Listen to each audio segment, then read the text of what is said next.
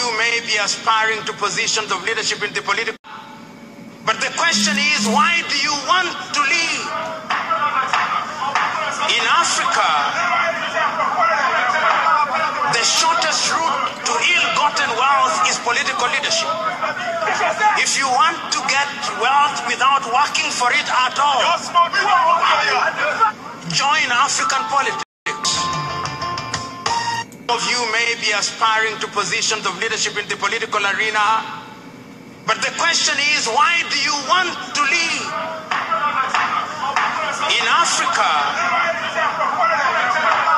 the shortest route to ill-gotten wealth is political leadership. If you want to get wealth without working for it at all, join African politics. Aspiring to positions of leadership in the political arena, but the question is, why do you want to lead?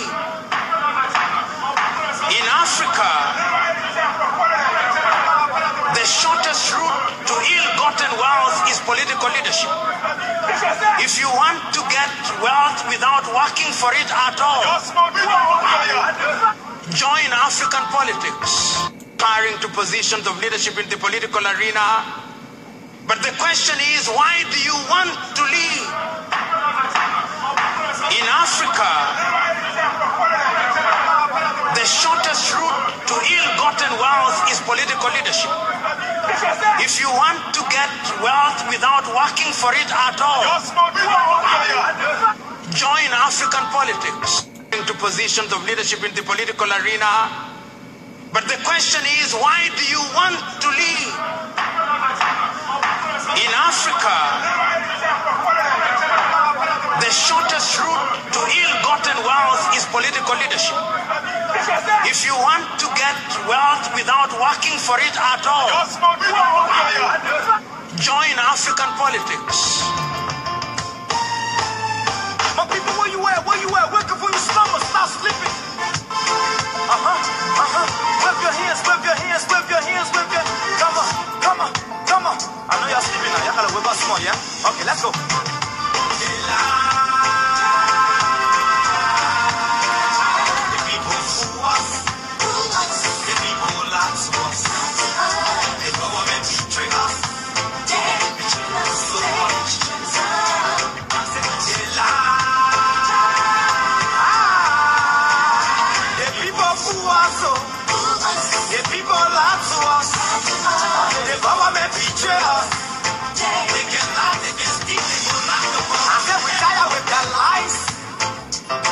With their promises that left us to all our damages. We're tired with that speech they preach in thee, and now unique they deceive us. They think we try to frustrate us. Why is you lie? Why is you a lie? There's tendencies to tired with their promises. Just that left you. That's why we voted you. But you fool us, you screw us, you use us and later on abuse us. So why? Political arena, but the question is, why do you want to lead? In Africa, the shortest route to political leadership. If you want to get wealth without working for it at all, join African politics. Of leadership in the political arena, but the question is, why do you want to lead? In Africa, the shortest route to ill-gotten wealth is political leadership. If you want to get wealth without working for it at all, join African politics. In Africa, the shortest route to ill-gotten wealth is political leadership. If you want to get wealth without working for it at all, join African politics. My people, where you at? Where you at? Wake up from your slumber, stop sleeping. Wave your hands, wave your hands, wave your hands, wave your hands. Come on, come on, come on. I know y'all sleeping now. Y'all gotta wave us more, yeah? Okay, let's go.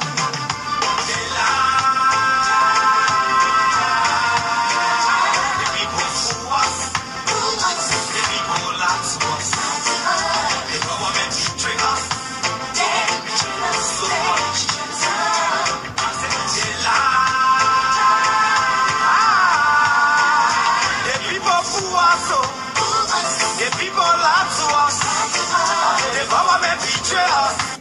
The shortest route to ill-gotten wealth is political leadership. The shortest route to ill-gotten wealth is political leadership. In Africa,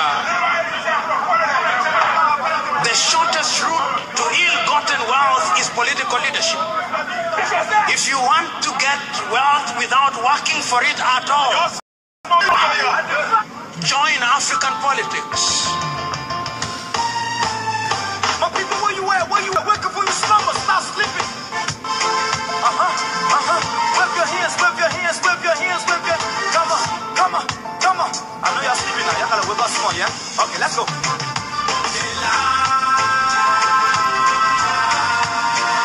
The people fool us. The people lie to us. The government betray us. So much. They lie. The people fool us. The people lie to us. The government betray us. They can lie, they can steal, they will not the world. I said we tired with their lies. We tired with their promises that left us to all our damages. We tired with their speech they preach in DNA unique they deceive us. They think we saw it frustrate us. So why did you lie? Why did you steal? Why did you allow the citizens to breathe? We just tell you that's why we vote tell you. But you fool us, you screw us, you use us and later on abuse us. So why? The government should. The shortest route to ill-gotten wealth is political leadership. In Africa, the shortest route to ill-gotten wealth is political leadership. If you want to get wealth without working for it at all, join African politics. My people, where you at? Where you at? Wake up from your slumber, stop sleeping. Wave your hands, wave your hands, wave your hands, wave your hands. Come on, come.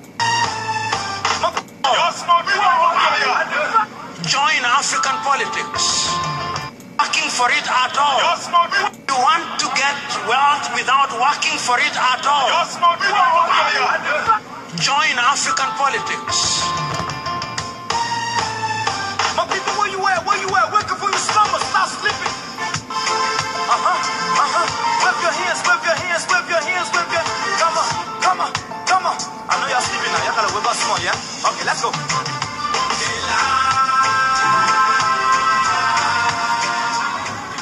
Oh, well, let me say good afternoon from my end, and I hope due to time difference, let me say good morning, good evening for some of you who just waking up, and some of you already approaching to maybe midnight also. As you can see the caption up there, and before you join in, this is the period that each and every one of us as a Liberian, we have to make our own contribution. And whatever contribution we have to make, let it reflect on the rest of the people. Whatever contribution we have to make, let it be a positive contribution.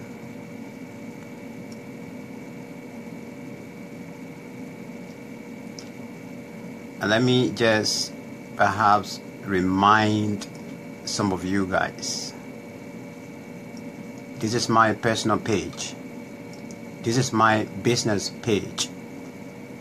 I'm live on YouTube. I'm live on my Facebook page.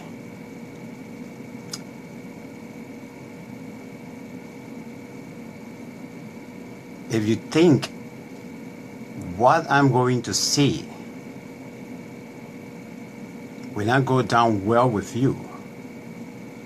Probably I would, if I were you, is to first of all listen to what I'm going to say.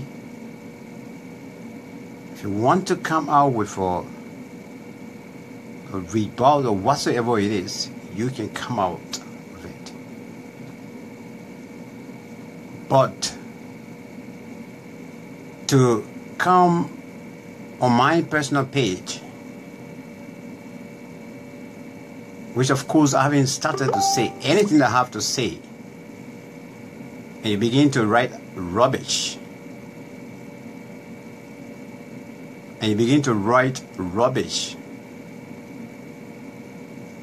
perhaps right after the video, you'll never ever see any post from me. I will never ever see any post from you. And if you also respect yourself, which of course I am admonishing you to do, is not to use my page right now for any form of your promotion. You got your own page, you can go and post whatever you need to post there. So Mr. Toyo Harris, please take down your promotional page. If I want to encourage anybody to call and participate on my talk show here or on my analysis here, I would definitely invite them. I did not ask you to come on my page to watch what I'm about to say, to listen to me. Because to some of you, to many of you, or to some of you, I might be saying rubbish. If you already concluded that I'm going to say rubbish, there's no need, absolutely there's no need for you to come on my page to listen, or to come on my page to write anything there which has nothing to do with my caption up there. My page is not, it is my personal page. It is not there for you to advertise. If you want to advertise on my page or on my discussion, while I'm having my discussion live, you should seek my permission first. So Mr. Toyo Harris, I respect you a lot. This recording is going to be on my YouTube page. I am sorry that I have to respond in this manner. I am sorry that I have to say it, because it will be stored on YouTube for years to come, even if I'm dead and gone.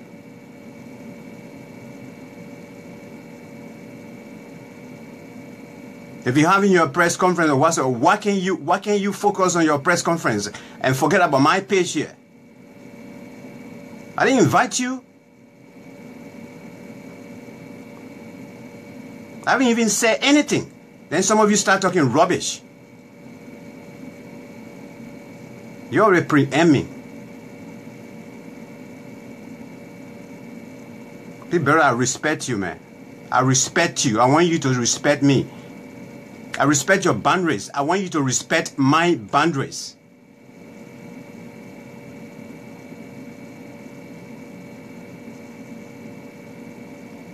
I respect your boundaries. I want you to respect my boundaries. You are a grown man. I'm a grown man. You got children. I got children. Okay? I don't want you to get on my nerves.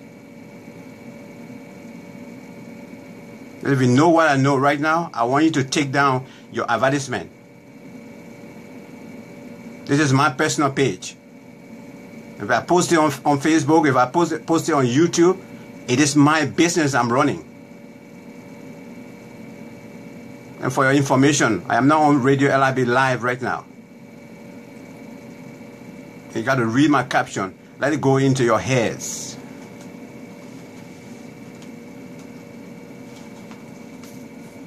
Now give me 1 minute.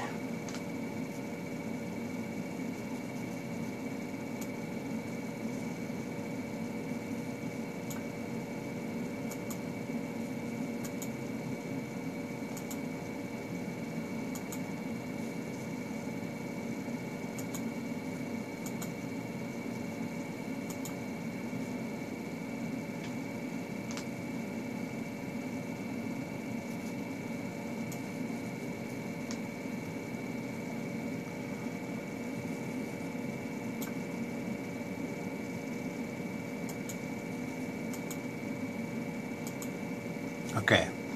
Sorry, I do apologize for this. I have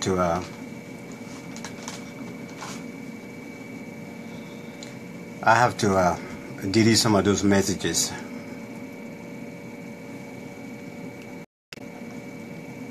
I'm sorry about that as well. Sometimes we are pushed to the limit to the extent that even your other side of you, to show it, sometimes other people get confused.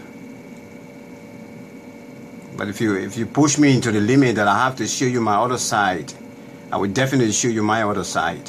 I'm not afraid. I'm not afraid of anybody.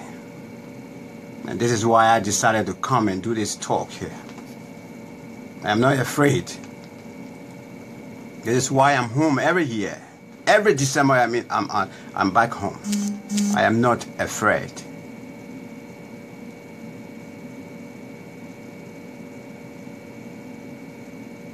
Welcome. I do once again. I do sincerely apologize to my wonderful people, especially for some of you. You just go on by the caption and you say, okay, let me tune in. Let me hear what this guy is going to say. I haven't said anything. Somebody come and talk about book business here. Did I mention anything about book?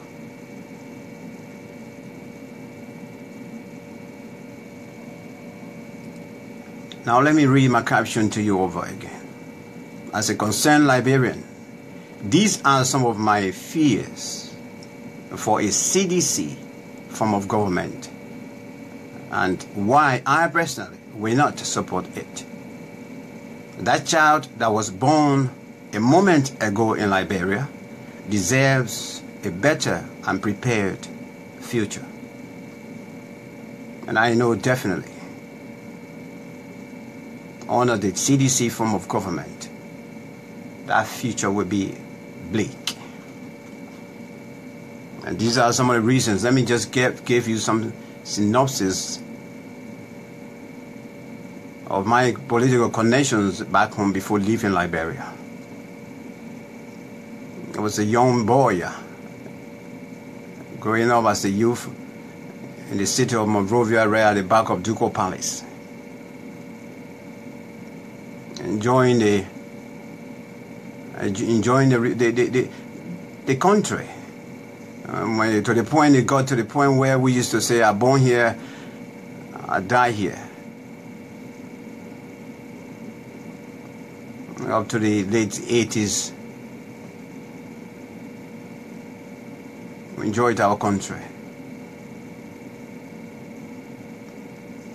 And little did we know that indeed, even though when we were growing up as little children, when we used to go to school, when there is time for school to have closures or year ends or so, and the speakers will come, keynote speakers and things will come, everything they have to tell us that you are our future leaders.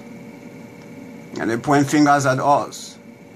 These are our future leaders.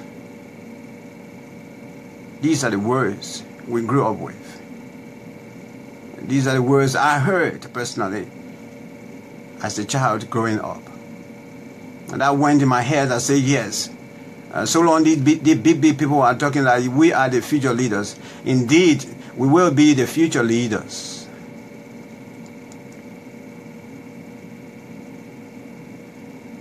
A little later did I know that by the time we reached 1990, the closure of 1989, my future will be mortgaged.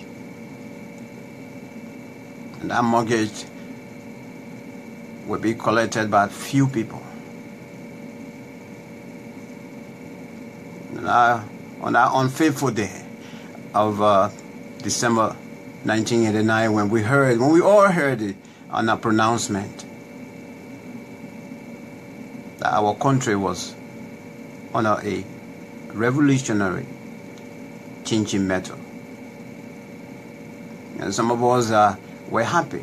And some of us started clapping hands. Some of us started jubilating. Some of us started celebrating. That it was okay. The time for the change has come. A revolution has come. That we all should join in. Although I was a young man, a youth, still trying to figure myself as to who am I on this planet Earth, and what should I do maybe with my life. Still don't know what I was figuring out. It took place. From one step to another, from one point to another. 10 good years at the back of behind Ducal Palace. 10 good years on that Ashmore Street dusty road. And spent in the midst of the Civil War.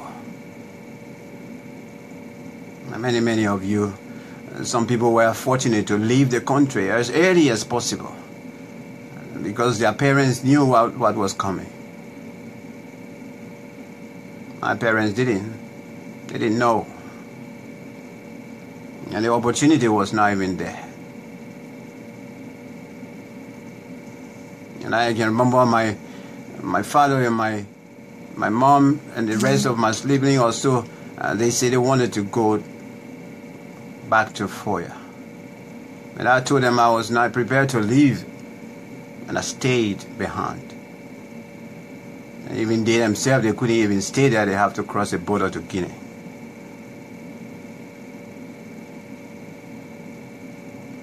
And I got there. We stayed on that Ashmore Street dusty road. I graduated in the midst of the Civil War. In 1994, I graduated. In the midst of the Civil War. I sponsored myself and of course I went to a vocational school to read, print and electronic media.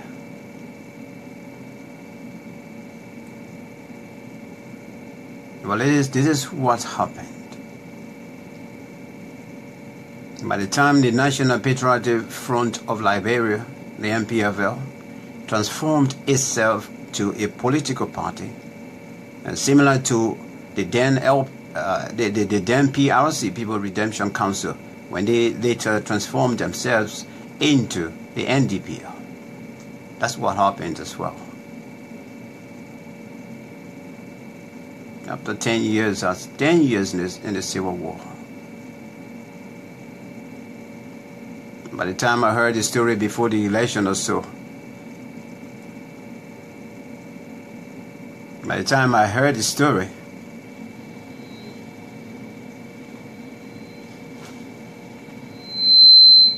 that the MPP at the time have transformed themselves into, the NPFL have transformed themselves into a political party.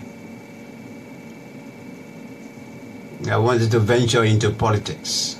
I was already doing it from high school level or so. And I read between the lines my own self. I did my own judgment as a young man. Although I didn't know much of what I was doing. I decided to join in. And I said, well, what I'm going to do was to put young people together in up that hill. And form an organization, the Youth in Action, to promote Taylor's administration.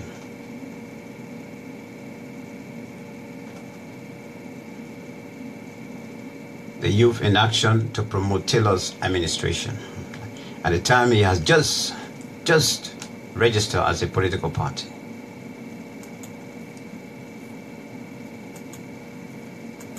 And I began calling young people up the hill there in Ashmore Street, going to West Point and other places.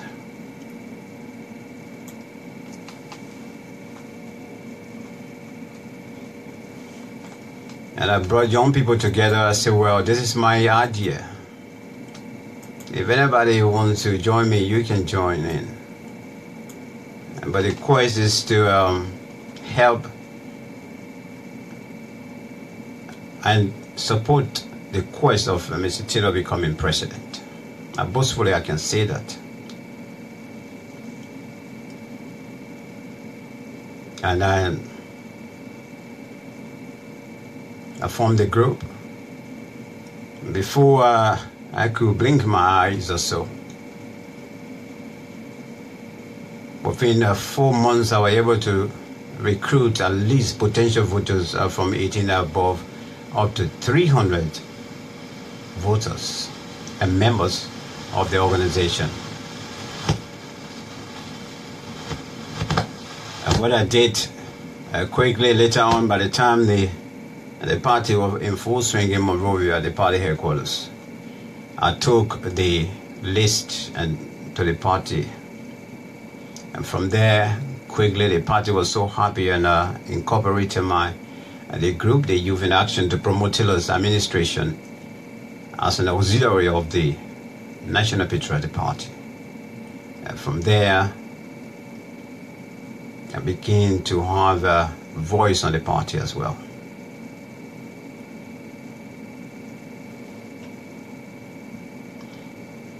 And then I joined in. I became almost another mouthpiece for the party instead of the propaganda wings of the party. Almost every day I was on the radio.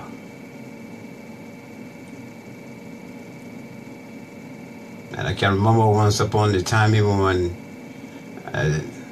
the party, after winning the elections also, and the Civil War was still on the back of the NPP government. And soldiers were being brought at the John F. Kennedy Memorial Hospital who were hurt at the front lines or so. I went to DC 101 and paid for 1 hour airtime. At the time, T. Majirate was there. And I started holding a minister responsible for the carnage that our brothers and our sisters were going through. And I call upon every ministers of the government, every government officials to go at the John F. Kennedy Memorial Hospital to go and donate blood. I was on radio when the former defense minister, Che at the time, he was the first person that went to JFK to donate blood. And then even officials of the NPP started following. And then government officials started going. I did that because I felt that as a nationalist, as somebody who loved my country, those guys that were fighting at the front lines, they are all human beings like myself. They shouldn't suffer and die. And while you sit in your offices or so, and you just sit there, and those boys are screaming to death. And so and that went well. And this is what happened after the elections.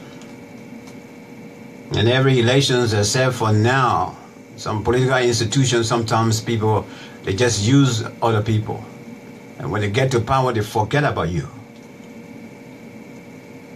By the time Mr. Taylor didn't do that, after the election, Mr. Taylor called a meeting, executive committee meeting, and in fact, and of course, with the presence of activists. The National Patriotic Youth Council was really, really, really powerful at the time.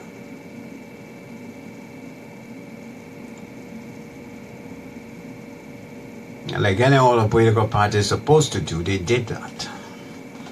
And the standard bearer asked us to identify young people, progressive young people who have contributed immensely to the NPP coming to power. And people started submitting their names. They wanted to, who wanted to go as director of this, assistant minister, assistant director, different public ministries and public offices.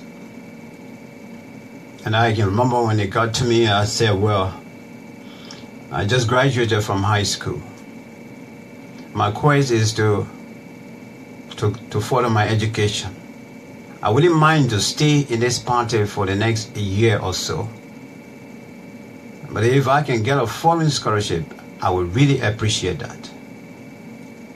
I don't want any job in any ministry. I can stay in the party, continue to get my, monthly or, weekly stipends or ration or so. For me to be surviving on until if the opportunity comes and then there's a foreign scholarship, I will take it on. But I don't want a job.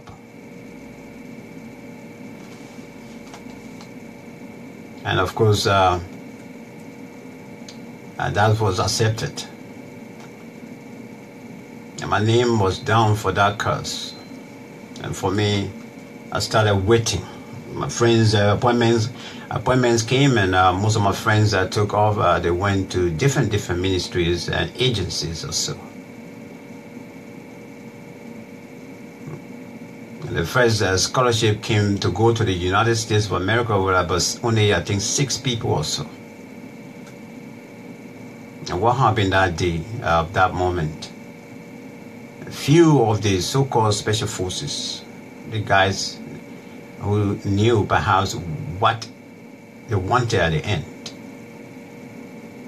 they decided to grab the scholarships and go to the States.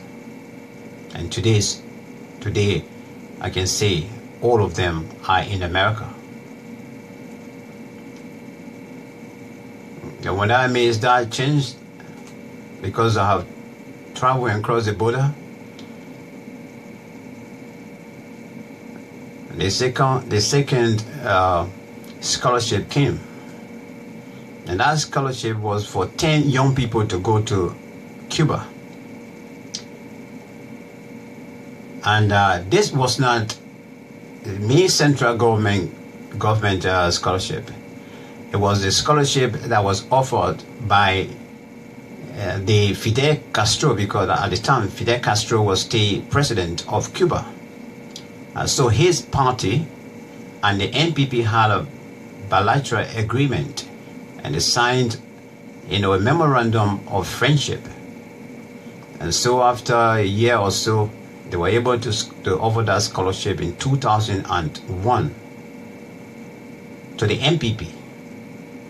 And all the NPP needed was to get the 10 students, the 10 young people, be able to send them their allowances every month.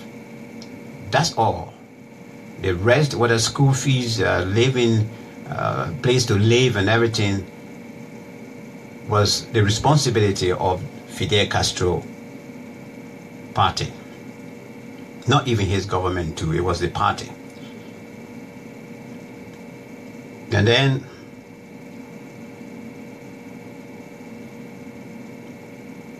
the name started coming up. People punching in, family members or so. But that's how it goes over there. And the time was getting closer. And it got to the point that we were asked to submit our travel documents, our passports. That they were going to get our visas. But then they have to travel to Ghana. So the person who were going to Ghana collected our passports, 10 passports, and off they went. So all we were waiting for the passport to come so that we could start our journey to Cuba. And the father signed up to go to Cuba to study law. And the rest of the 9 people, different fields. Some of them were going to study medicine, zoology, and the rest of the fields. But this is it. And this is a communist country. But like I said, as a young man, growing up, still trying to find my direction, trying to even find out who am I on this planet Earth.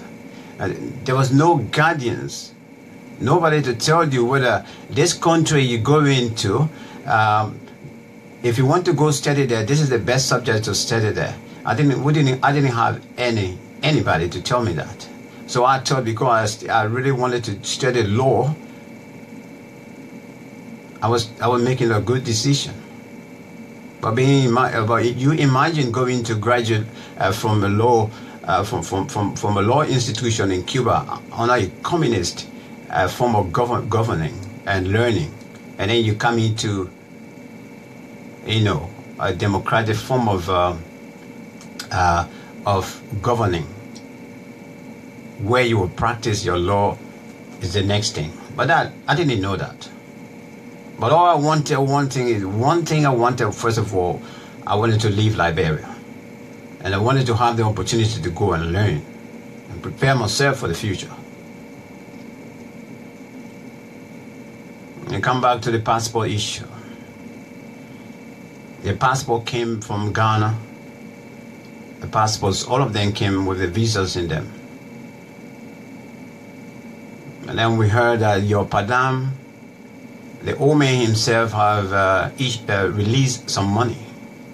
And all of you, each of you is supposed to get at least $5,000 as a pocket change to go.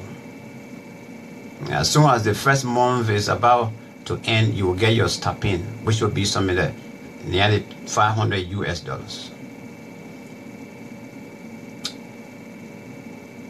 And this money that we heard, that it was directly coming from the old man himself. I say old man with the former President Charles Taylor at the time. That it was coming directly from himself to us. It was passing through the hierarchy of the party, because they were superseding everything.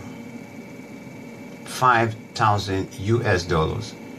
At the time, it was huge money in Liberia. And so that at least we could buy some clothes, because some of us were going to Cuba for 5 years before coming back to Liberia. We could buy some clothes. Some of us could leave some, pocket change for our family members. Some people even told us that the money was even more than that each person is supposed to get. A sacrifice for the institution. It was not anything that I was being just telling somebody thank you for the work you did. But the old man, if he himself had that quest that it was right for the young people to go and learn, that was really good for us. And I can tell you, my brothers and sisters, that those of you that are listening right now, that money couldn't come to us directly on time. And for every time we try to do the follow-up for the money, we can't get any understanding. They say, yo, we'll get it soon. And the nine of the guys, they selected me to be the student head for all of us that were going to Cuba. Every time I make a question, inquiry, oh, the money is ready, waiting for you when the trip reaching closer, you can get the money. Even we try to convince, some of us try to convince the hierarchy that, look, we need the money. Some of us we got family members there. In fact, some people in the group here, they even got child or children. And we need to buy clothes as well. Why if you give us the money with, 2 days to go or so? That will put us on a huge pressure as well. And nobody listened. We didn't even know what was happening. Some of us, at least, were rejoicing that we were about to leave Liberia. Not only leaving Liberia, but we are about to go and increase our chances as far as learning is concerned.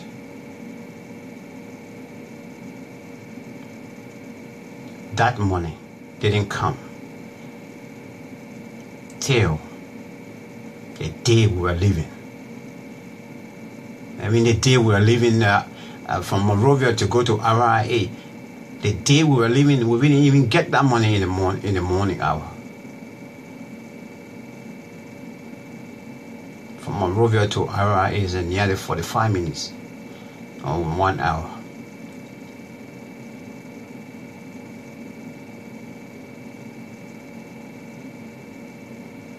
And usually they ask you to be at your airport at least 3 hours before departure. We have 4 hours to go before they call us to give us our padam. Do you know how much we got?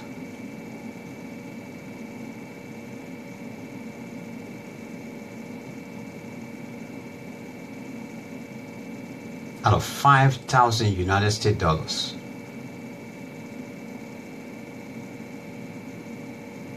We got $300 each. 300 Liberian dollars out of 5,000 each. The one we heard that we're receiving.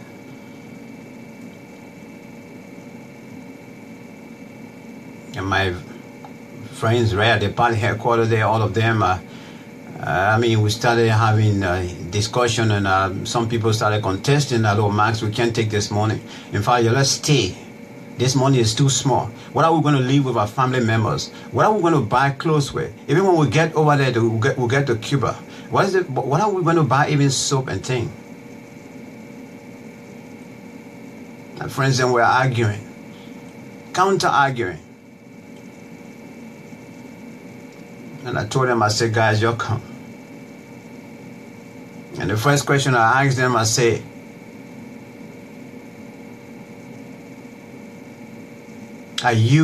is anybody here up to the age of 30?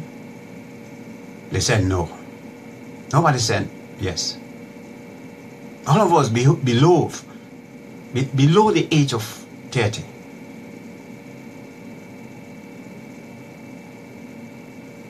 I said, well, if that is the case, this is about your own future. This is about the future of your own family people. This is about the future of maybe your country tomorrow to come. Right now, yes, this money is far, far to mention. Far, far, too far away different from what we're supposed to get. But are you going to contest, refuse this money and stay, or you want to accept it and go? The decision is yours. But for me, I want to take whether they give me this money or not. If even they can escort me right now into RIA, I'm willing to leave from here with nothing in my pocket. I want to leave.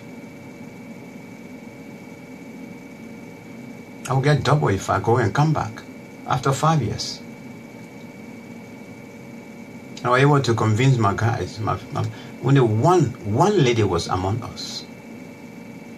I convinced them, and they understood what I told them. And we left. And remember, I gave him $50 to my mom, and she said no. You are going in the straight lines. You don't even know anybody there. You don't have any friend there. With what we heard that you people got, that they sent for you people, and what you people got. If I have money, I'm going to give you more money. But I'm not going to take this money of you. I'm going to refuse the money. We left RIA. Even in 2001, that almost the ending part of by October or so, 2001 or so. The situation of 9/11 was still very, very hot across the international airports. Every airport we got in Milan, Brussels. By the time we say we're coming from Liberia and we're going to Cuba, the treatment, the looks were different in the eyes of the people. Taking us to be different people, because, imagine young people, and they know how they're hearing about Liberia, and they're hearing the story about Cuba. Having our own friends, my very, very good friends on Kerry Street. It came to a point they used to look me in the face and say, "You guys are going for training." And I know scholarship you got going for. You're going for training. And sometimes I just respond to them. I say, well, if that's how you feel, that's it. But I know I'm going to send the civil war started in Monrovia, in the country. I live all my life in central Monrovia. And I will hardly be even hiding under the bed sometime or so. So for you to come tell me that I'm going to be trained and come and fight as a rebel, you can have that. But all I know, I'm going to learn and come back. The misconception behind this scholarship was so much. All of our young people were looking at us to be different people. We went to Cuba. We got there. We went on the campus. And let me call the university name. Maybe you can follow. It's called University of Matanzas. In Spanish, you say Universidad de Matanzas. That is the second city for Cuba, next to Havana. A beautiful country. Nice people. Now when we got there,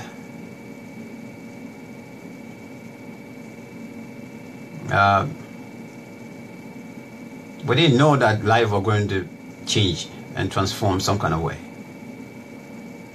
At the time, in fact, to be honest with you, already the NPP government was being heavily bombarded by the civil war on their backs as well. So the same way we left, we were still like that. The first month and no padam. Couldn't hear from anybody. Tried to email, and Cuba being another country that is, especially at the time, the sanction was so much. You could see it in the face of the people anytime you go outside in Cuba. You see that the sanction is really hurting these people. I send email to party executive back home, so I can't get any reply. The second month came the same way. And the first thing we were supposed to do is to learn the Spanish for 1 year. Then before we start the study, because the study, everything we're going to be in Spanish. And by the time we went, we started going to Spanish classes or so. At the time, we used to eat the general food provided by the university, which was so far below standard food.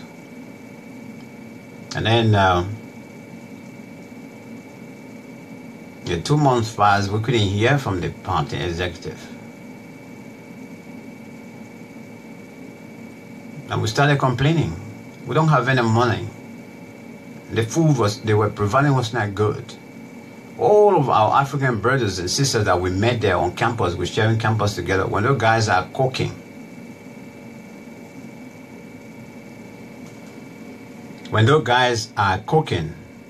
oh God, I hope this thing is not going like this. When the guys are cooking, I hope the voices, it'll be okay now. Oh God. When those guys are cooking, we smell it and we enjoyed it. But we don't have money to cook. And so I wrote several letters, wrote several emails or so, but no response. We couldn't get anything.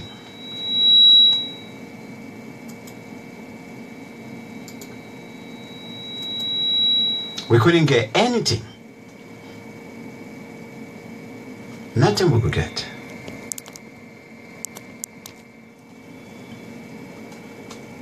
And so thank you for the feedback. And so we started having a meeting among ourselves as what to do. This is a country that we don't have any family members or so. I've been trying to get in touch with my own family across the states or so. But even for money to travel, to leave from the states to come to Cuba, that's not small war again. No money. People blocked the people all over. The small clothes that we carry, we started selling the clothes to even buy toothpaste, to buy soap. Life started being tough. Nobody responding to us. I wrote and got in touch with some of our friends in the media, some of my friends in the media, and wrote them a press release, something like that we were stranded or so. That was published back home in Liberia. No response. And first time for us to experience a hurricane was there. We couldn't believe what sort of nature was that. We were caught up in the midst of it.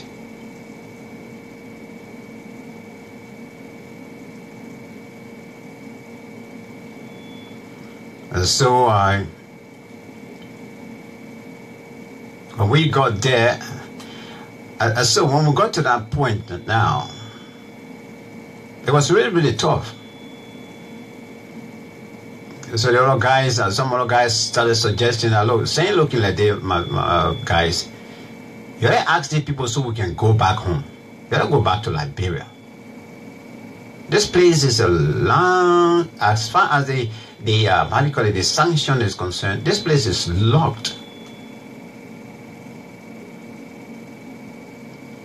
And then we decided, first of all, to boycott everything that has to do with the learning of the Spanish and everything.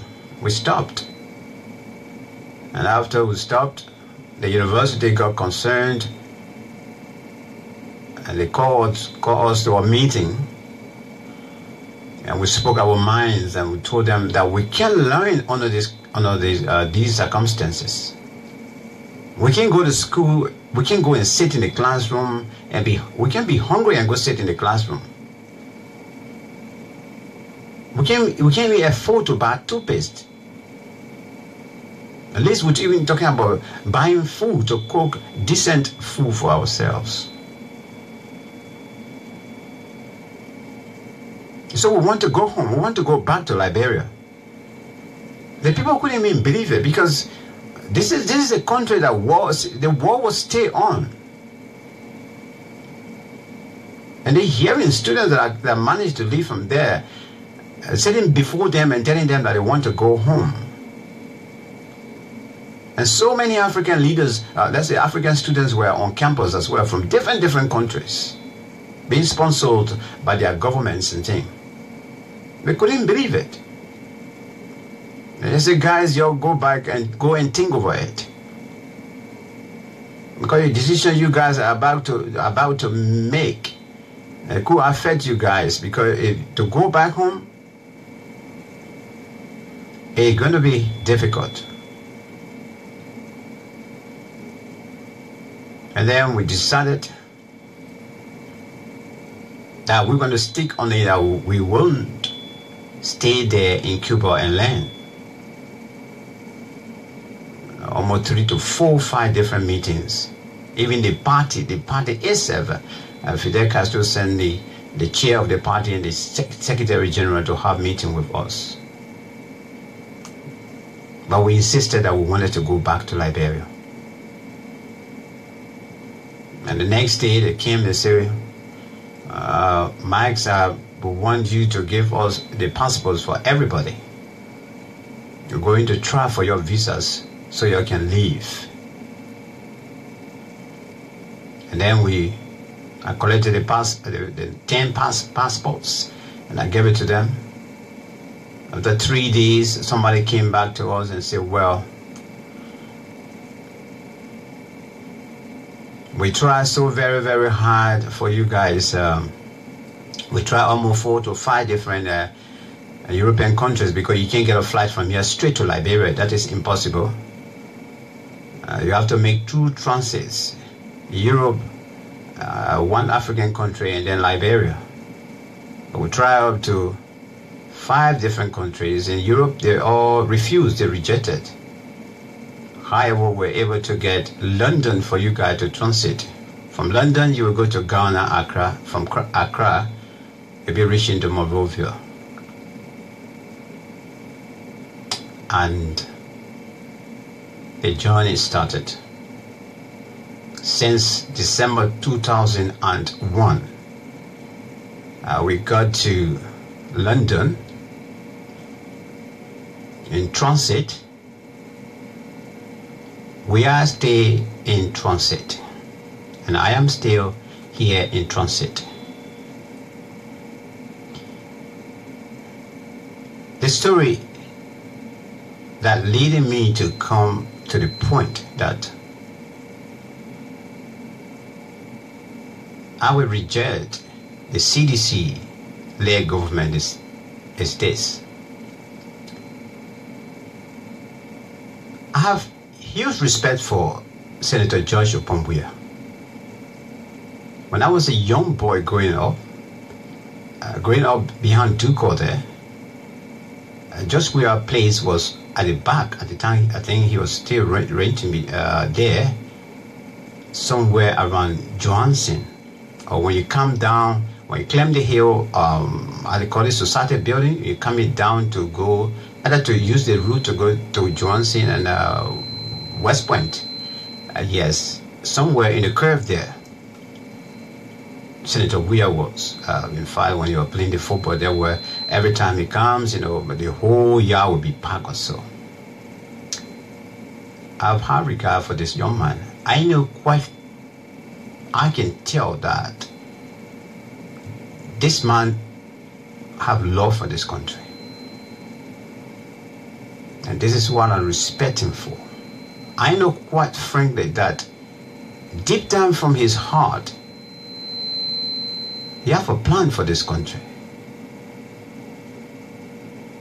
But the reason I am, the reason I am rejecting any form of CDC-led government is this.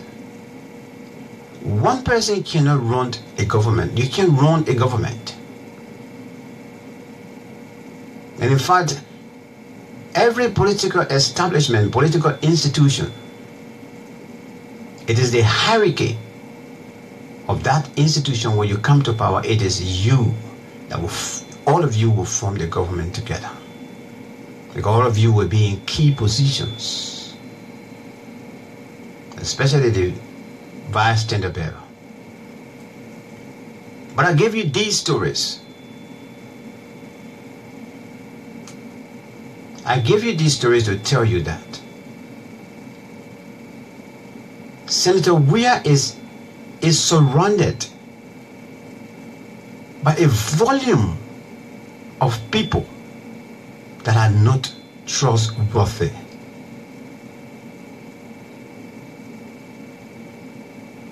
A volume of people.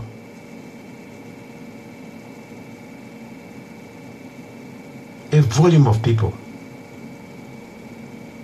And these are the people that my fears are about.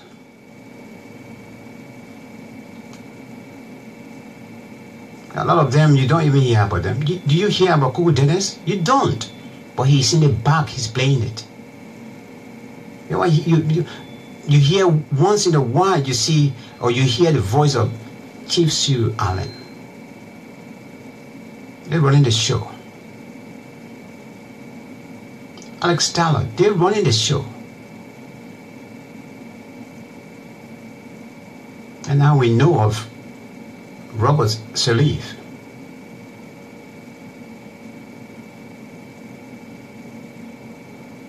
These are the people that will be running the show, or that are in fact running the show right now. These are some of the people that I am so much afraid of.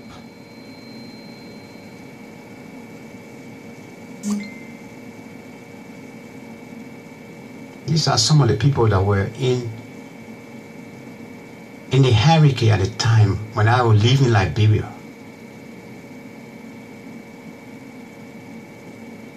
They were in the hierarchy of the MPP when I was living in Liberia. Out of 5,000 for somebody, 5,000 US dollars for somebody to give you $300. Small money at the time for some of them.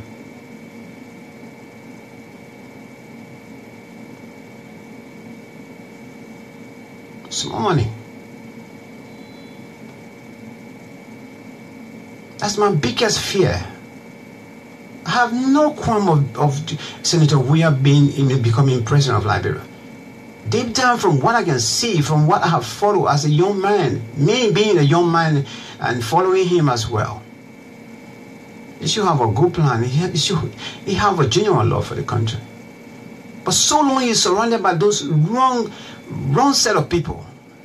The people who want to think that what they should have it should only be for themselves. That's where the problem is. Every speech you hear Senator Weah reading, he's not reading it by himself.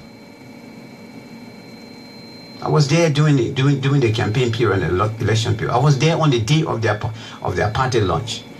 I went to the platform and I shook hands with most of them.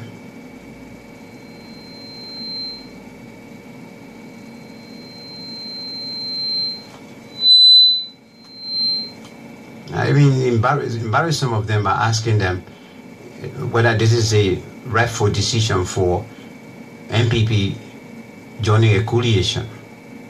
Why NPP can be a party on their own to do something bigger. It's a big party. They couldn't give me any kind of a good reply. We just want to join forces so we can kick the governing party out. But the actual sense of direction is not there. I can tell you, no lie. These guys, they only want to use this boy.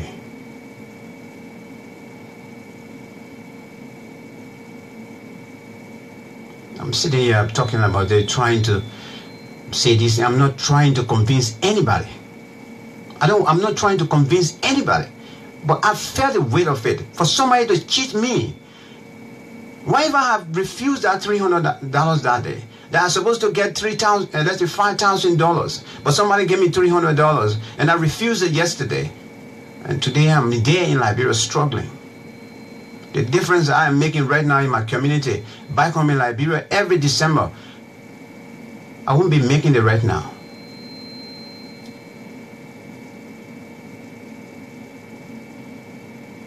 For these guys, for us to give them the opportunity to get in power for 6 years, where nobody will be giving accountability, where most of them are still on a travel ban.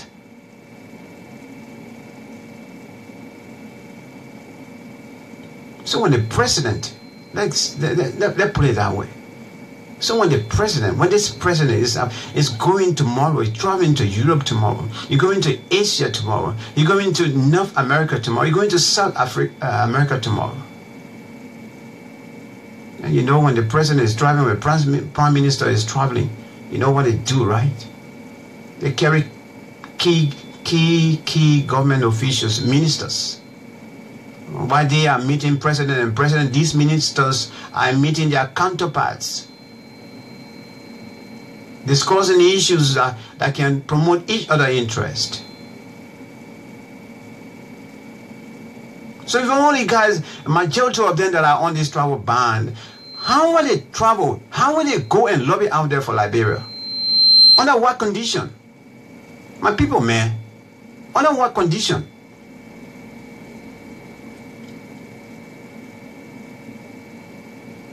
When your image is tinted, it is tinted.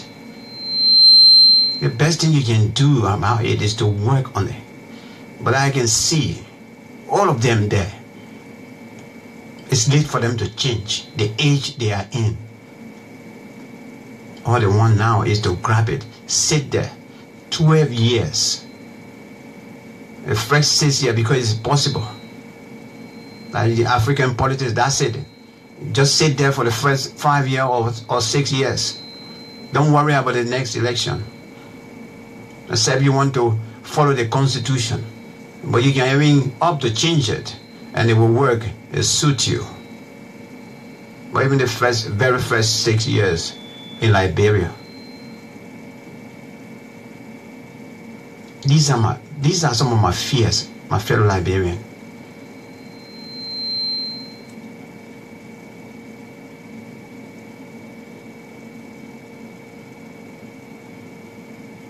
And as much as I hail from the county and the district that the vice president is from, but let me tell you a piece of something in my mind.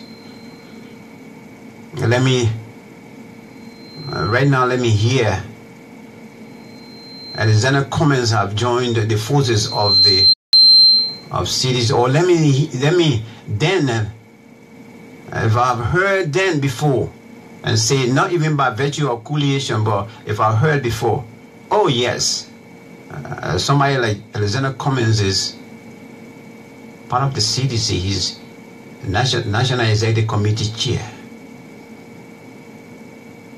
Oh, Magdalena Cooper is on board.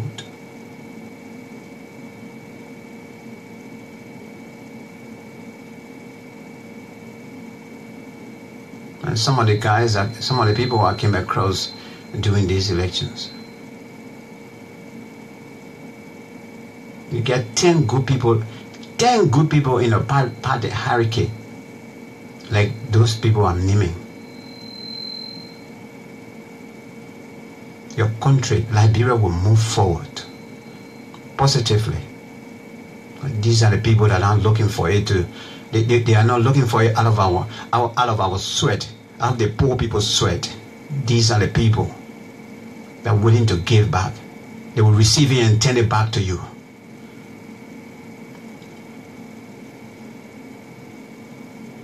The show is not going to be the show, even up to this present. It's not even the show of Senator Johnson. Sorry for calling Senator Johnson name. Senator Weir. Those guys are in the back. They are the ones that are driving it. We know it.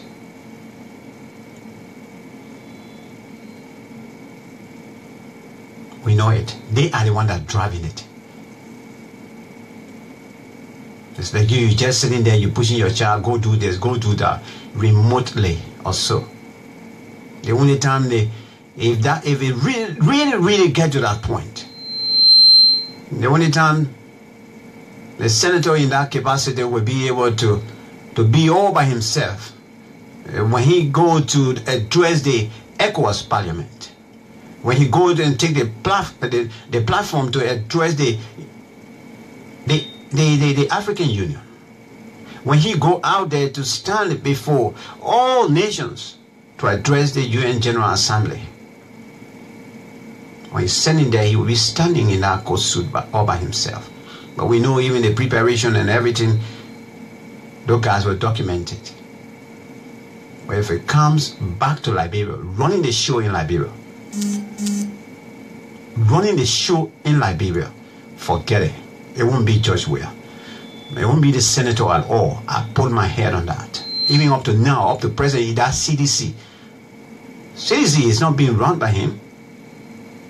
Yes, he spent bulk of the money. You know, that is his own establishment.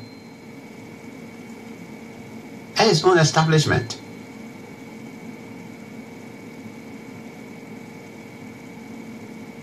And that's good. He had a good thought.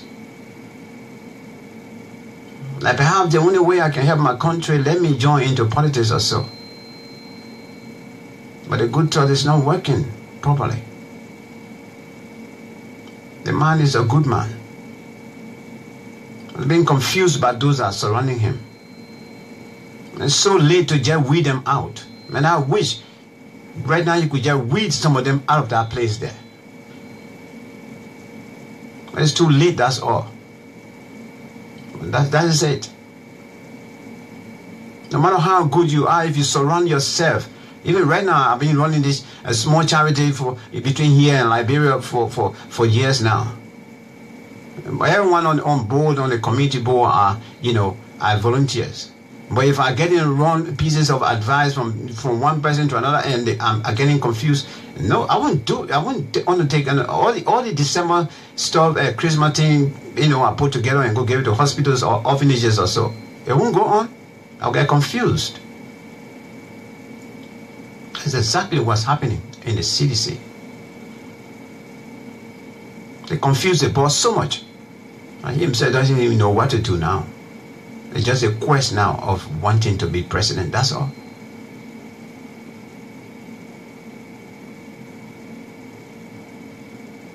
Today, Senator Weir is smiling with Prince Johnson, with Senator Prince Johnson. They may hasn't come on radio publicly to even apologize to Senator Senator Weir. Everything he said about Senator Weir, ridicule this young man, ridicule him to the extent like he told him to even be a foreigner in his own country. He hasn't even come up publicly to apologize to the senator.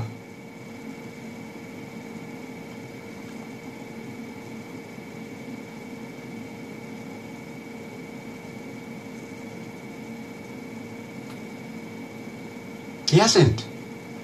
And today, the Senator Weir is going there to smile with this man and, giving him, I don't know whether he giving him his whole heart or so. You really want to trust Senator Prince Johnson? Senator Weir? After all of this nonsense he said about you, without even coming right to apologize to you openly, if I were you in our case, I would definitely seek for that first.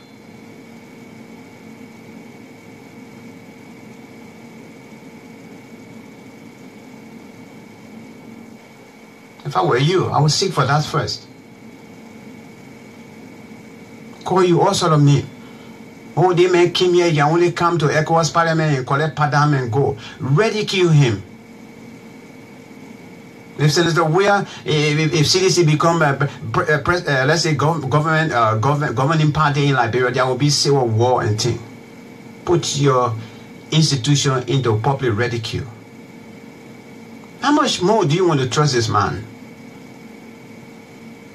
If I were you, I would ask him, my dear, I don't mind you supporting me. My dear, I don't mind you joining this struggle for CDC or what to come to power. But I would appreciate if you can come openly and apologize to me.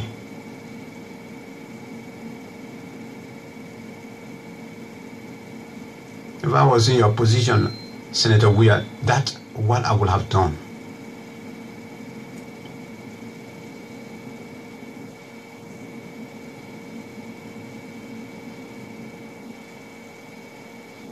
Here we are today.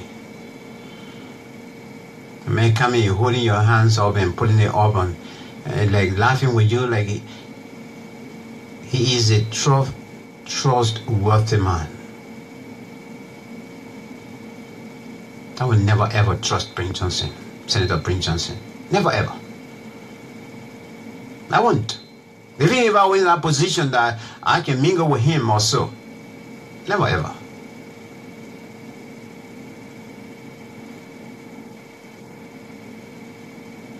That's my position. And now let me come to address some of you guys. I'm a concerned Liberian like yourself.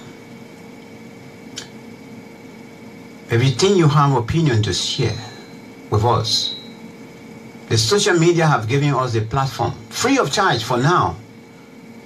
It's free. Organize yourself. Put yourself together. Come and do the same thing I'm doing. And I will be civil to you. I will never utter an insult words to you. They come here on my own platform here. You're hearing insults at me.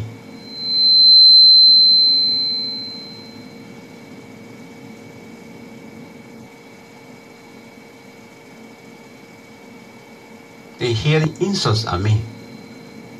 This is about my country I'm talking about. Your country. This is about our country. And I am mainly, particularly, my concern is about the future of my children. Every child that is born in Liberia, yeah, my own biological children, they're all here anyway. But they will still one day want to go back home. But I know they will not ever depend on the benefit of Liberia. But they can give back to Liberia. But this other child that was just born a moment ago when I was talking, that's the child's future that I'm talking about here. For the sake of that child's future.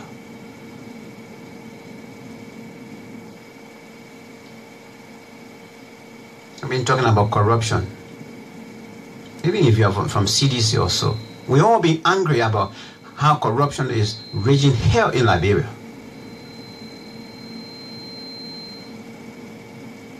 So me coming out to tell you that a lot of corrupt people are surrounding George where I am talking the wrong thing?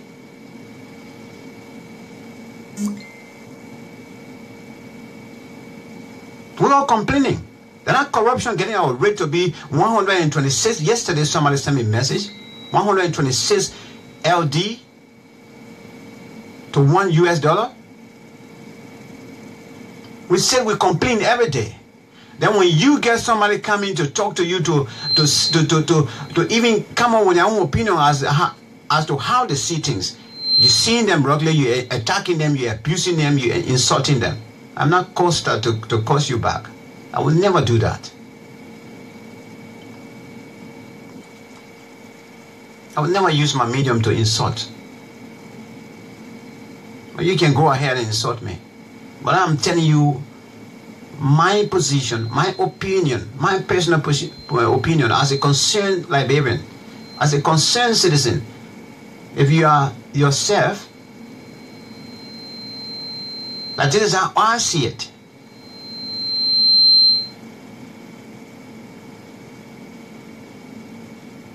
That the only way we can succeed in fighting corruption is to not give position to those that we know they are already corrupt.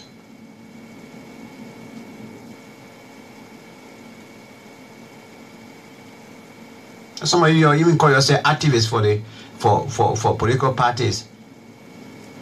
Even the Secretary General will not even know you. Facebook partisans.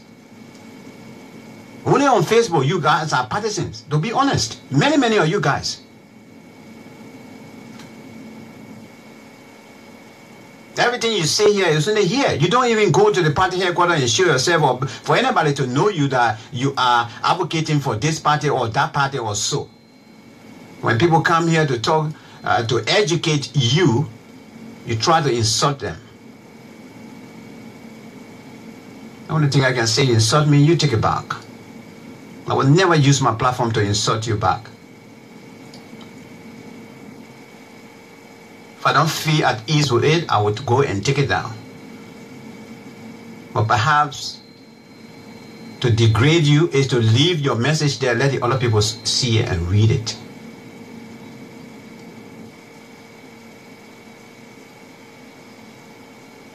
In the civilized world, we deal with issues in a civil manner. You can address your issues and go across the board for people to understand without insulting somebody. Maybe you know I'm talking nonsense. Don't listen, don't follow. Everything I'm saying it the wrong way. You can come out with a rebuttal. Anyway, let me just throw in this song as I come to the end of this particular broadcast. I hope for some of you I made sense in what I shared with you. But it is Liberia. It is in the interest of all of us. Whatever we do today, the price will always be paid tomorrow. Thank you very much for following, and thanks for listening. I appreciate you very much and I respect you. May God bless you, even you that insulted me just now. May God continue to bless you, bless your family, and may God bless this Republic of Liberia and give us a good leader that will think for Liberia and move this country forward. Thank you very much. But the question is, why do you want to live in Africa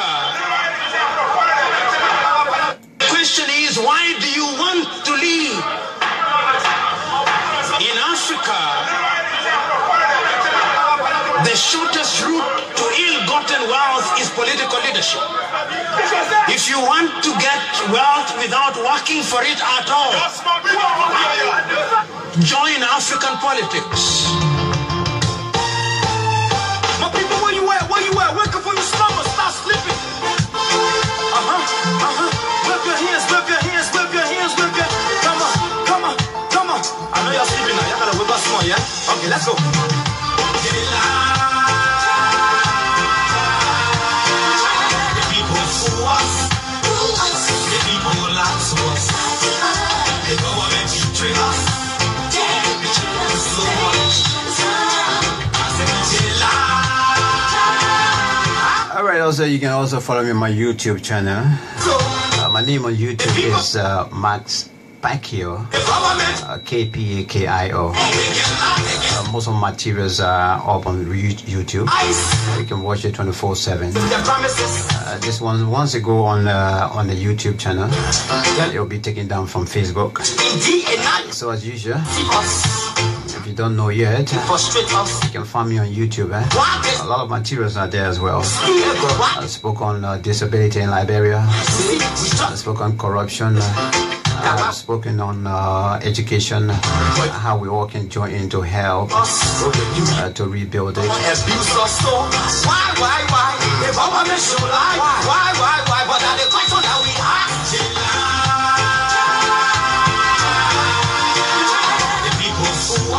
So thank you so much for appreciation, and bye bye for now. I love you all.